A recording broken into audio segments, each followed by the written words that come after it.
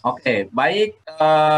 Kita akan mulai dengan sedikit highlight ya, apa yang kita sebut dengan sumber daya alam kita. Ya.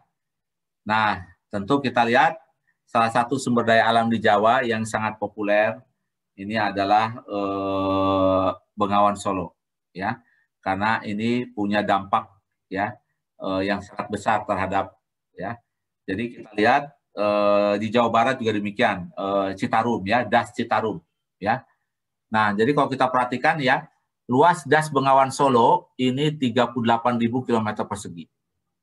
Ya, 80% daerah aliran sungai itu berada di Jawa Timur, Provinsi Jawa Timur. Nah, ini tentu dampaknya menjadi sangat besar ya.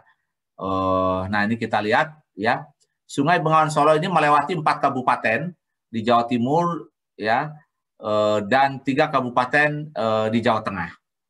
Nah, ini salah satu sumber daya alam kita yang harus kita jaga benar adalah yang kita sebut dengan sungai, ya. Dan kita tahu problem di sungai sekarang. Salah satunya apa? Problem sungai di kita. Coba tuliskan di chat. Apa yang Anda ketahui problem sungai di kita sekarang yang Anda ketahui? Coba tuliskan masalah-masalah. Coba ketik semuanya di chat apa? Apa problem sungai yang ada di kita? Oke. Tuliskan di chat semuanya.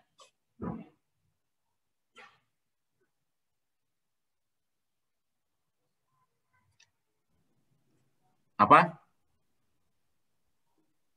Oke. Siti Nur Aisyah, apa saja menurut Anda problem masalah sungai di Indonesia? Pencemaran sampah, Pak. Oke. Ya, betul. Jadi salah satu masalah utama ya, problem di sungai kita adalah pencemaran sampah. Nah, ini. Siapa penyebab sampah itu? Herdian, siapa penyebab sampah itu? Manusia yang bertanggung jawab, Pak. Nah, aktivitas manusia, terutama aktivitas produksi dan konsumsi, dua itu ya. Dua kegiatan utama manusia, konsumsi dan produksi yang mencemari lingkungan. Nah, ini persoalan bangsa kita dan bangsa-bangsa yang lain ya. Jadi sungai sebagai sumber kehidupan ya. Nah, ini menjadi focal point di dalam pembangunan manusia ya. Oke, baik.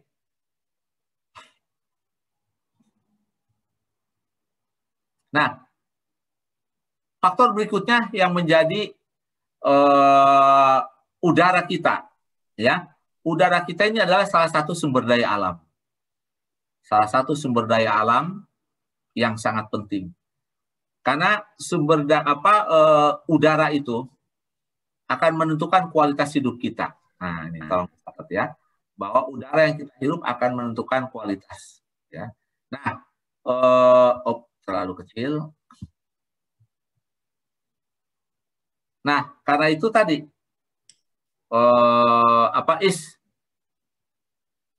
Isnainur, apa salah satu masalah udara di kita? Pencemaran Masih tetap udara. soal pencemaran. Ya, ternyata bukan bencana alam ya. Persoalan udara kita lebih banyak karena pencemaran. Nah, kalau berbicara pencemaran, maka ini bicara perilaku apa? Manusia. Nah, ya, karena itu penting membangun manusia tadi. Knowledge manusia sangat penting kaitannya dengan alam tadi. Ya, masalah sungai bukan karena bencana alam. Ya, bencana alam mungkin datangnya periodik, tapi pencemaran itu setiap saat kan. Ya, sebagian pabrik membuang limbahnya ke sungai dan itu terus menerus. Ya, 24 hours a day, 7 days a week, 365 days a year. Produksi tidak pernah berhenti. Ya. Coba perhatikan pabrik-pabrik. Walaupun mereka selalu menolak, ya bukan karena pabrik. Tapi faktanya ketika dulu tidak ada pabrik itu sangat bersih. Nah, tentu yang kedua adalah perilaku tadi. perilaku manusia. Nah, jadi pembangunan manusia ini harus komprehensif ya. Dari semua sektor harus kita gerakan ya. Karena sumber daya alam itu adalah penopang manusia. Ya. Nah, faktor alam kedua, sumber daya alam yang kedua, yang ini sering kualitasnya menurun karena faktor bencana. Nah, salah satunya adalah gempa. Ya, ini gempa menjadi salah satu faktor penghambat pembangunan di kita dan juga yang menghabiskan energi. Ya, tentu kalau dari sisi orang yang beragama, ya, bahwa gempa ini adalah sebuah musibah yang harus kita terima, bagian dari cobaan dari Allah Subhanahu wa taala. Ya, karena Allah akan memberikan cobaan kepada kita ya, itu dengan kebaikan dan juga keburukan ya. Itu di dalam surat Al-Anbiya ayat 1. Kullu nafsin za'iqatul maut walanabluwakum bisyarri wal khairi fitnatan wa ilaina turja'un ya. Bahwa setiap manusia itu tidak akan kekal, manusia akan mati. Ya, dan kami akan berikan cobaan kepada manusia dalam bentuk keburukan dan kebaikan. Nah, jadi bisyari keburukan dulu ya, bisyari wal khairi dan kebaikan.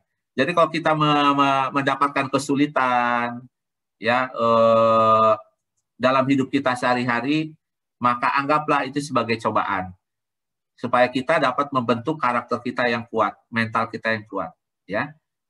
Kalau keburukan yang kita terima, maka apakah kita bisa bersabar menerima keburukan yang kita terima, kesulitan, keburukan. Nah, tapi seringkali manusia itu lupa kalau dia mendapatkan kebaikan itu seolah-olah di situ tidak ada unsur religinya. Seolah-olah Anda berhasil sukses dalam hidup Anda. Nah, di dalam pandangan orang yang beragama, terutama bagi saya yang beragama Islam, bahwa Anda begitu mudah masuk IPB. Anda begitu mudah mengerjakan soal ujian. Anda begitu mudah mendapatkan rezeki. Nah, itu adalah cobaan juga bagi Anda. Agar apa? Apakah Anda bisa bersyukur? Ya, sukses yang Anda terima sekarang itu bukan hanya jeripayah Anda, tapi juga dukungan dari orang tua, semangat dari orang tua, dan juga doa dari orang tua, dari teman Anda, dari dosen semuanya. Ya, nah jadi itu diingat. Jadi segala musibah yang ada di kita di Indonesia, sebagai orang beragama harus kita sikapi di bagian dari cobaan dari Tuhan yang Maha Kuasa, dari Allah Subhanahu Wa Taala. Apakah kita bersabar dalam menerima cobaan ini? Ya. Oke, berikutnya. Salah satu sumber daya alam yang sangat penting, nah ini juga curah hujan. Curah hujan akan memberikan kebaikan sekaligus keburukan kalau kita tidak dapat mengelolanya. Ya. Nah, sekarang coba Hamzah, menurut informasi sekarang kota mana saja yang dilaporkan banjir, di wilayah mana atau kabupaten mana? Ya, izin menjawab Pak, kebetulan ya. Di kabupaten saya sendiri banjir gitu. Di daerah mana? Di Majalengka Pak. Oh, Majalengka, oke. Ya. Dan setelah saya kemarin lihat berita, kemungkinan di seluruh Jawa ini memiliki kemungkinan untuk banjir kecuali daerah Yogyakarta. Oke. Ya. Baik. Herdian, Anda tinggal di mana? Di Bekasi, Pak. Oke, coba di luar wilayah Anda yang terlaporkan banjir di daerah mana saja? Di kompleks saya, Pak, di Villa Nusa Indah. Oke, di daerah Anda juga banjir ya?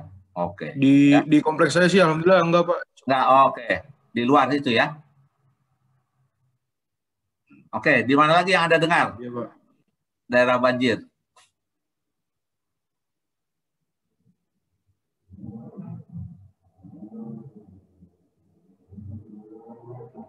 Oke ya.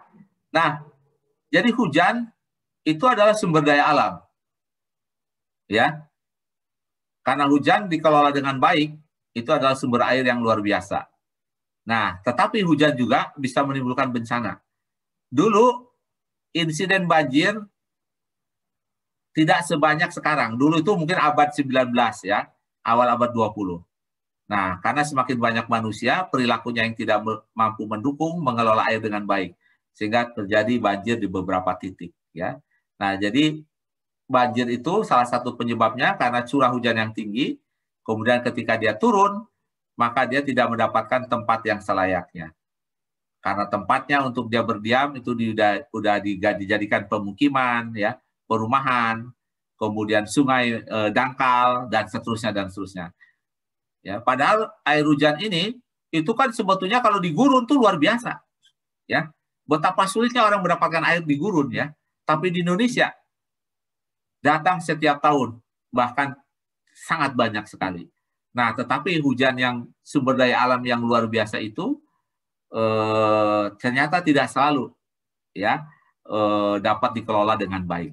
Ya, padahal kebutuhan kita akan air itu luar biasa, ya, terutama untuk pertanian, ya, bukan hanya untuk kebutuhan manusia. Ya. Nah, kita lihat juga di sini, ya, manusia dengan sumber daya membangun pabrik, menggunakan bahan sumber daya alam untuk membuat menjadikan bahan baku sumber daya alam, memproduksi yang lain. Dan apa yang terjadi kita lihat di sini, bahan perusak ozon adalah salah satu pemicu menipisnya lapisan ozon, di samping penggundulan hutan dan gas buang dan kendaraan bermotor dan pabrik. Nah, ini kalau kita lihat, aktivitas manusia memproduksi dan konsumsi, melepaskan zat-zat yang berbahaya, ya, ke lapisan ozon.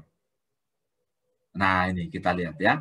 Aktivitas kita mengeksploitasi sumber daya alam, hutan. Ya. Sehingga daun-daunan berkurang, pohon berkurang, ya, yang menyerap karbon, kemudian terlepas keluar mendekati lapisan ozon. Nah, jadi betapa kata kuncinya ya, manusia itu tadi, saya tolong diperhatikan ya, perilakunya. Nah, ini luar biasa, ya, karena itu tadi kita berkompetisi antara kebutuhan, nah, tadi dengan sifat greedy manusia, ya, yang mengeksploitasi alam. Nah, tentunya di dalam pembangunan manusia ini, maka pemerintah menjadi peran sentral, karena pemerintah akan menentukan kemana arah pembangunan ini. Pemerintahlah yang diberi kepercayaan untuk mengelola anggaran untuk membangun manusia ini. Nah, karena itu Anda harus berpartisipasi dalam setiap pemilihan umum, karena akan menentukan siapa yang akan mengurus kita. Memilih bupati, memilih wali kota, memilih presiden, dan lain sebagainya. Ya, karena itu bagian penting dalam sistem pembangunan manusia adalah pemerintahan. Ya, baik di provinsi, kabupaten, ya, kota, dan juga secara nasional. Nah, kita sudah sepakat menggunakan demokrasi Indonesia. Tapi tetap demokrasi itu akan ditentukan oleh manusianya. Ya. Kalau dia tidak jujur, apapun hasil pemilu, ya, apapun hasil pilkada, ya, pemilihan daerah tidak akan ada artinya. Jadi tetap sistem apapun akan ditentukan oleh sumber daya manusianya. Ya. Kalau dia tidak jujur, apapun dia akan lakukan untuk memenangkan.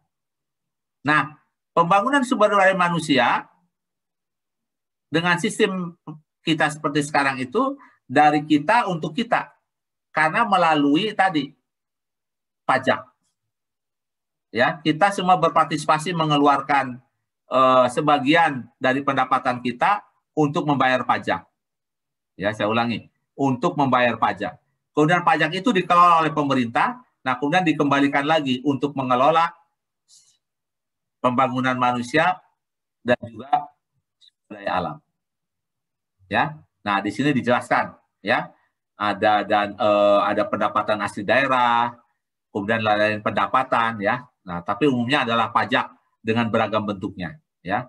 Ada pajak restoran, pajak kendaraan, pajak bumi bangunan, dan lain sebagainya. Oke, tadi kita sudah berbicara alam. Nah, sekarang kita berbicara manusianya nih. Nah, kita harus paham sendiri bagaimana manusia yang ada di Indonesia. Karena ini adalah yang paling penting nih, yang paling pokok. Ya, kita harus pahami.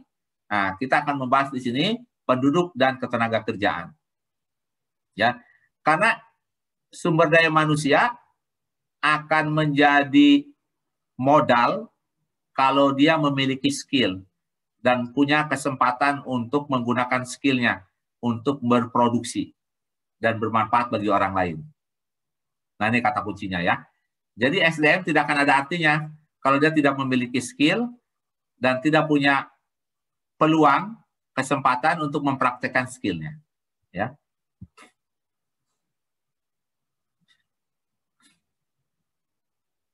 Survei terbaru dari sensus penduduk, ya, Bapak, itu juga. Maaf, slide-nya buram, Pak.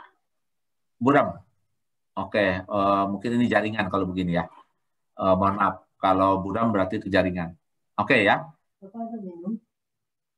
Jumlah penduduk kita itu 270 juta saat ini. Ya. Sangat banyak sekali.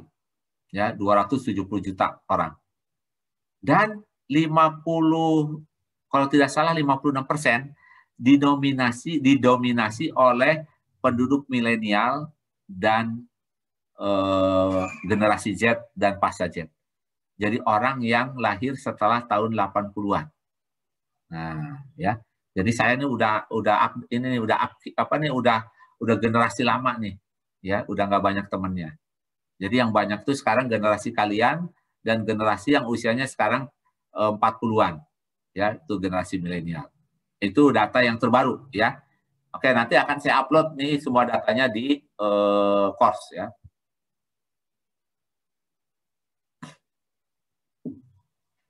Ketika kita berbicara sumber daya manusia, maka mobilitas menjadi sangat penting. Ya. Karena tadi banyak perpindahan manusia dari satu tempat ke tempat lain untuk mencari penghidupan yang lebih baik. Ya. Di level dunia juga begitu, semakin banyak penduduk suatu negeri, semakin banyak dia keluar. Nah, sama juga. Ya. Jawa Barat, Jawa Tengah, Jawa Timur, penduduknya banyak, nah mereka mobilitasnya tinggi. Sumatera juga demikian, dia lari ke Jawa untuk mendapatkan penghasilan yang pendapatan yang lebih baik. Nah, karena itu kalau ini tidak diatur dalam pembangunan manusia, nah ini dan juga keseimbangan alam, nah ini akan berakibat kurang baik. Ya. Oke. Seseorang yang berada dalam sebuah keluarga, dia harus memiliki kemampuan dan modal untuk membangun kualitas sumber daya manusia yang ada di sekelilingnya. Nah, karena itu pemerintah menetapkan aturan mengenai upah minimum per provinsi maupun kota. Nah, ya, agar tercapai minimum kebutuhan hidup dari sumber daya manusia di Indonesia. Karena itu penting tadi. Bagian dari pembangunan sumber daya manusia adalah memastikan penduduk menerima upah minimum. Nah, kita lihat di sini keadaan tenaga kerja Indonesia di luar negeri. Nah, jadi para mahasiswa nih, kalau nanti sudah selesai, kalau sulit mencari kerja di dalam negeri, usahakan mau ke luar negeri. Nah, jangan hanya mau di dalam negeri. Raih, ya, ke ASEAN, ke Timur Tengah, atau ke Amerika. Nah, silakan. Dengan Anda bekerja di luar negeri, maka Anda memiliki peluang untuk membangun SDM Anda dengan bagus. Ya. Nah, sensus berikutnya, data berikutnya menggambarkan kondisi sumber daya manusia kita. Ini penduduk berumur 15 tahun ke atas yang bekerja selama seminggu yang lalu, survei tahun 2019. Ini ternyata ada 126 juta orang. Ya. Nah, ini kurang lebih kalau datanya tidak benar berarti 50%. Ya. Jadi 50% ini tenaga kerja kita. Ya, hampir sekitar 126 juta orang. Nah, ini kekuatan ekonomi nih. Jadi yang 126 juta orang ini adalah SDM, ya, manusia Indonesia yang memiliki kemampuan untuk menggerakkan ekonomi Indonesia, ya, dengan mereka produktif di sektor pekerjaan. Nah, output dari sumber daya manusia, saya ulangi, apa? Ini yang kita sebut dengan sosial dan kesejahteraan rakyat. Jadi kita harapkan dengan pembangunan manusia yang baik dan benar, kita dapat memberikan dampak terhadap kesejahteraan mereka, yaitu kesejahteraan sosial dan kesejahteraan rakyat. Ya. Oke, apa saja indikator dari pembangunan manusia yang sejahtera? Yang pertama, kesehatan. Ini faktor yang utama. Ya. Jadi kesehatan menjadi salah satu indikator penting dampak pembangunan manusia terhadap kesejahteraan sosial mereka. Ya. Nah, di sini ada beberapa ukuran dari sektor kesehatan tersebut. Ya.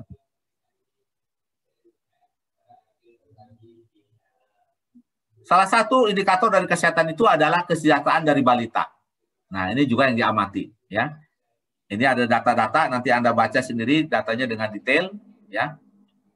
Bagaimana kesejahteraan balita ini salah satu dari indikator pembangunan manusia. Nah, yang berikutnya, kemiskinan. Ya. Ini juga salah satu indikator dari pembangunan manusia, kemiskinan. Ya.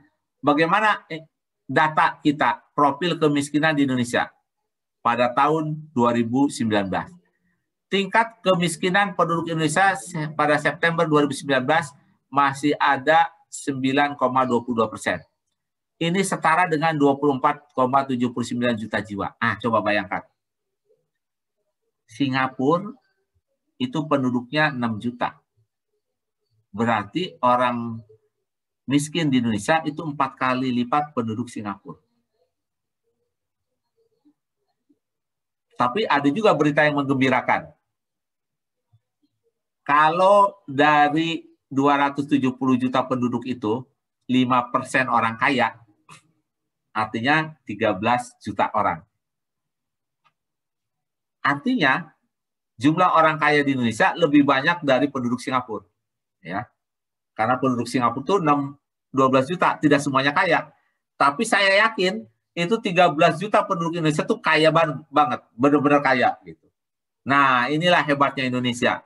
Jadi kesenjangan antara yang kaya dan miskin itu sangat banyak sekali. Nah, jadi kemiskinan ini juga salah satu dampak, ya. Jadi salah satu dampak daripada pembangunan manusia. Ya.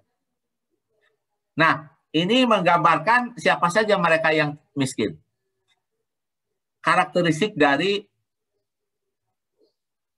rumah tangga atau sumber daya manusia yang miskin. Pertama, perempuan sebagai kepala rumah tangga banyak ditemui di rumah tangga miskin. Nah, ini. Jadi rumah tangga yang dikepalai oleh wanita. Nah, ini kalau kita lihat ada 16,19% ini rumah tangga miskin. Kemudian 15,4% rumah tangga tidak miskin. Ya, persentase kepala rumah tangga wanita. Ya, jadi yang miskinnya itu 16,19%. Ya. Kemudian tingkat pendidikan kepala rumah tangga miskin lebih rendah dibandingkan rumah tangga tidak miskin. Nah, jadi ini pendidikan menjadi memainkan peran yang sangat penting. Ya, dengan memberikan pendidikan yang bagus, kita harapkan mereka bisa mengubah statusnya. Nah, kita lihat di sini. Pembangunan sumber daya manusia di Indonesia itu dicirikan dengan indikator yang disebut dengan IPM, Indeks Pembangunan Manusia, atau Development of Human Resource di Indonesia.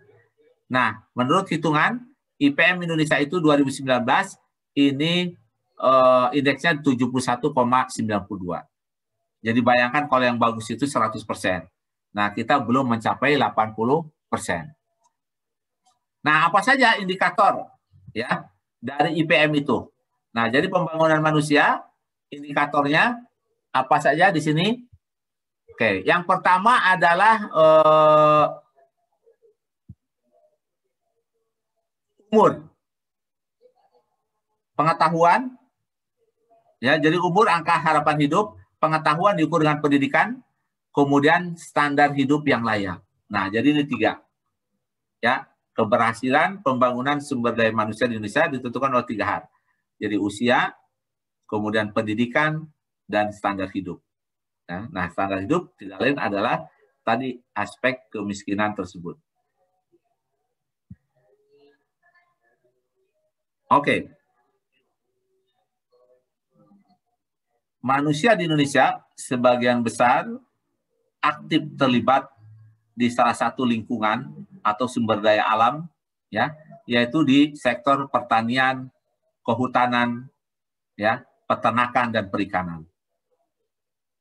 Nah, jadi ini sektor, karena ini banyak tenaga kerja kita, sumber daya manusia kita bekerja mencari nafkah di sektor ini. Pertanian, kehutanan, peternakan, dan perikanan. Nah, jadi ini penting sekali kita memahami pertanian, kehutanan. Nah, di bidang pertanian, sebagian besar itu pada bertanam tanaman pangan. Ya, jadi sebagian besar penduduk kita itu berusaha di bidang tanaman pangan. Ya, jagung, padi, kedelai. Ya, nah ini adalah 3 tanaman pangan yang sangat penting. Kemudian sebagian lagi di sektor hortikultura, ya, yaitu sayuran, ya. Nah di sini ada data mengenai cabai dan bawang merah, ya. Kemudian sebagian lagi aktif di perkebunan, ya, sawit, ya, salah satunya, ya. Jadi banyak petani-petani sawit, bukan hanya perusahaan besar, ya, termasuk di dalamnya adalah petani-petani. Ya. Nah, sebagian lagi dia beraktivitas di sektor peternakan, ya, memproduksi daging, ya, kemudian produk ternak lainnya. Dan ini adalah sumber protein. Tanpa produk peternakan yang cukup, kita tidak akan mampu menyediakan protein yang baik. Dan protein itu salah satu penentu utama kualitas sumber daya manusia. Saya ulangi ya, penentu utama sumber daya manusia adalah di sektor peternakan. Ya. Kualitas hidup yang bagus juga ditentukan oleh hutan dan konservasi perairan. Ya, sebagian pangan kita berasal dari hutan. Madu itu juga dikelola oleh kehutanan. Ya. Rumah ingin bagus, rumah ingin keren dari produksi kehutanan. Ya. Nah, coba lihat, Anda pakai batik warna-warni. Ya. Coba tolong perlihatkan ballpoint Anda. Ballpoint, perlihatkan di kameranya. Ballpoint Anda. Nah, ballpoint coba. Nah, itu ballpoint Anda. Anda tahu tintanya.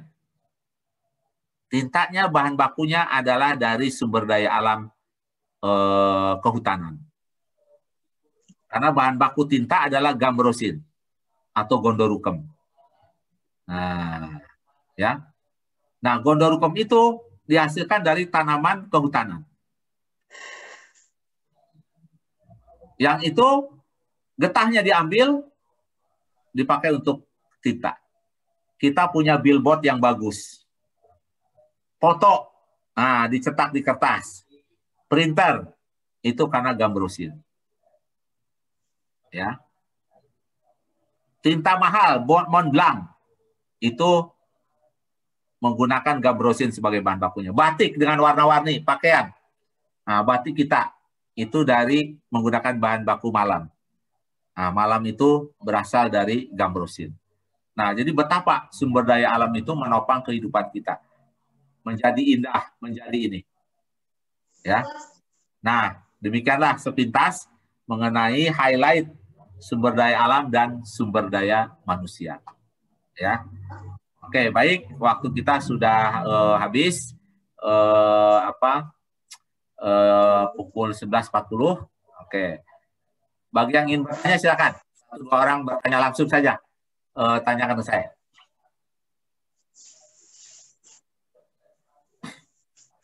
Silakan. Bapak izin bertanya, apakah filenya nanti akan dibagikan di kurs, Pak? Soalnya tadi belum. Ya, nanti saya taruh di course ya. Nah, nanti tolong besok sore Anda akses ke course. Ya.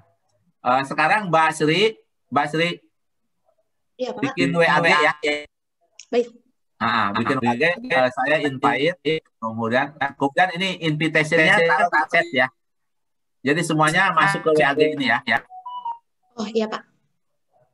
Nah, sok dibuat dulu.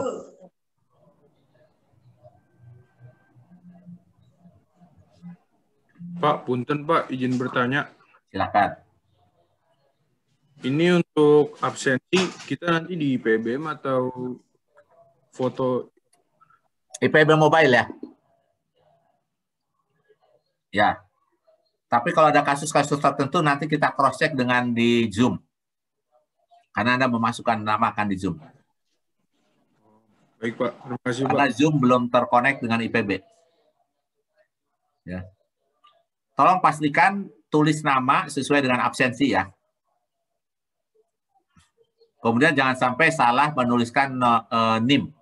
Karena kalau salah nanti Anda tidak terdeteksi. Itu banyak kasus dia dianggap tidak mengerjakan kuis, ternyata dia ngetik nomornya salah. Ya. Sama juga nanti waktu daftar di course ya, RMS. Kita menggunakan course ya untuk FEM. Untuk FEMA maksudnya, maaf.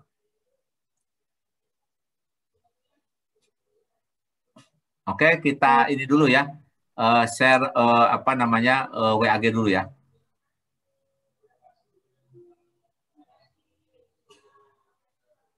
Mohon maaf, izin bertanya. Silakan. Untuk presensi di IPBM sendiri bisa dibuat presensi apa ya? Ya, biasanya kalau dosen udah bikin berita acara, nanti terbuka untuk mahasiswa ngisi. Coba dites ya. Tadi saya udah isi. Tolong dibuka di IPB Mobile ya.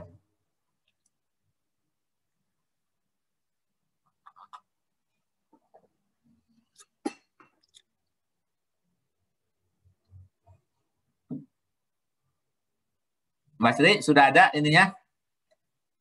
Invitation-nya untuk bergabung di chat? Iya, sebentar ya Pak ya. Sedang saya share dulu. Cukup. Maaf, Pak, data pertemuannya masih kosong.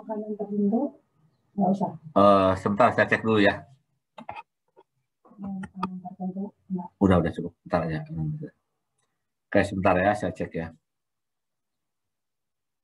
Oh, saya udah ada nih.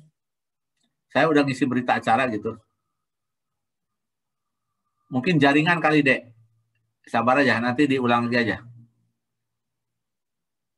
Nah, ya. Kalau yang nggak bisa masuk ke IPB Mobile, mungkin di daerah wilayah Anda jaringannya nggak bagus. Ya. Oke. Ada yang sudah bisa, ada yang nggak ya? Oke. Oke, silakan bergabung di WAG ya. Itu chatnya. Tolong, di WAG ya. Oke, tolong perwakilan. Maaf, Pak, izin bertanya. Ya.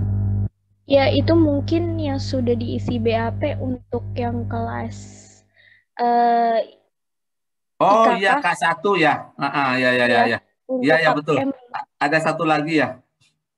Iya, Pak. Terima kasih. Oke. Kok di sini cuma K1 doang, K2-nya nggak ada ya? Iya, betul ya. Oh, ini harus terpisah jamnya nih ya. Gimana caranya ya ini ya? Iya, ini terpisah nih, betul. Yang K2 yang nggak bisa ya? Iya, Pak, betul. Ya, harusnya muncul di sini nih. Nggak mungkin muncul karena jamnya bersamaan ya. Harus gimana caranya ini ya? Nanti saya tanya dulu nih. Nanti saya koordinasi ini aja ya. Yang di K2, itu apa? Departemen atau campur? Departemen Komunikasi. Itu K2? Iya. Oh, K2 departemen komunikasi ya. Oke. Kalau Gisu di WA juga tulis ya namanya ya. Hadir hari ini. Tuliskan aja hadir gitu. Nama lengkap sama itu ya. Biar cepat. Di WAG selain nanti saya cek di Zoom ya. Kan Anda masuk ke grup WAG nih. Tuliskan nama lengkap kalian di chatnya. Jadi nanti saya tahu oh Anda hadir hari ini. Yang teman-teman SKPM terutama ya. Nama lengkap sama NIM ya.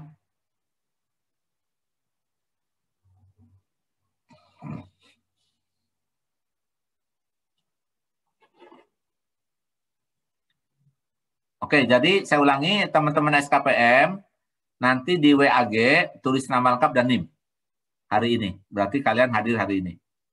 Selain saya juga punya data di Zoom. Oke, baik ya. Terima kasih ya atas kehadirannya. Sampai ketemu pekan depan ya. Assalamualaikum warahmatullahi wabarakatuh. Oke, coba saya mau abadikan dulu. Tolong semuanya dibuka videonya. Oke, semua buka videonya. Oke, Mbak Sri, tolong di foto ya. Baik, Pak. Baik, teman-teman, silakan dibuka fitur videonya. Baik, saya akan pandu untuk foto. Oke, untuk slide pertama, 1, 2, 3. Oke, baik. Slide kedua. Oke, senyum ya. 1, 2, 3. Baik, slide yang selanjutnya, slide ketiga. Oke, 1, 2, 3. Oke, slide keempat. Oke, saya tunggu yang belum buka video. Oke, 1, 2, 3. Oke, kemudian slide terakhir. 1, 2, 3. Baik, Pak, sudah. Terima kasih, teman-teman. Tunggu ya, di laptop saya belum nih ya. Oke, slide ke-6. Oke, slide ke-7. Slide ke-8. Slide ke-9. Oke, baik. Silakan lab. Terima kasih ya. Assalamualaikum warahmatullahi wabarakatuh. Waalaikumsalam warahmatullahi Assalamualaikum warahmatullahi wabarakatuh. Terima kasih, Bapak. Terima kasih, Bapak. Terima kasih, Pak. Terima kasih, Terima kasih Pak. semuanya ya. Terima kasih atas perhatiannya. Terima kasih, Pak. Oke, rajin semua, responsif ya. Jadi kalau saya tanya, Anda langsung jawab di chat ya. Jadi harus ini ya, harus rajin ya. Oke.